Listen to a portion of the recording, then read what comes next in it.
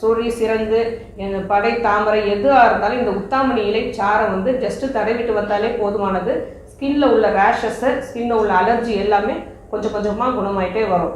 அடுத்தது, குழந்தைகளுக்கு மாந்தம் சரியாமை பிரச்சனை இருந்தது அப்படின்னா இந்த உத்தாமணி இலையை ஒரு கைப்பிடி அளவு எடுத்து லைட்டாக வதக்கிட்டு அதுக்கப்புறம் அதை பிழிஞ்சி சாறு எடுத்து அந்த சாற்றில் வந்து வசம்பு, ஒரு சின்ன பீஸ் வசம்பு மட்டும் எடுத்து சுட்டுட்டு கறியாக்கி அந்த கறியை வந்து தூளாக்கி இந்த இலைச்சாரோட கலந்து காலை ஒரு வேளை நைட்டு ஒரு வேளை 3 நாள் கொடுத்துட்டு வந்தாங்க அப்படின்னா குழந்தைகளோட மாந்தம் சரியாமை பிரச்சனை முற்றிலுமாக நீங்கிடும். இந்த உத்தாமணி இலை வந்து வாந்தி உண்டாக்குறதுக்கும் பேதி ஆகிறதுக்கும் கூட யூஸ் பண்ணுவாங்க. ஏன்னா வயிற்றில் உள்ள நச்சுக்கள் முழுவதுமாக நீங்கிறதுக்காக பெரியவங்களுக்கு இந்த உத்தாமணி இலைச்சாரை வந்து ஒரு அரை டம்ளர் அளவுக்குனாலும் குடிக்க சொல்லுவாங்க. அவங்களுக்கு வயிற்றில் உள்ள சரியாமை பிரச்சனை குணமாகறதுக்கும், வயிற்றில் உள்ள புழுக்கள் ஏதாவது இருந்தால், அதனால பூச்சிகள்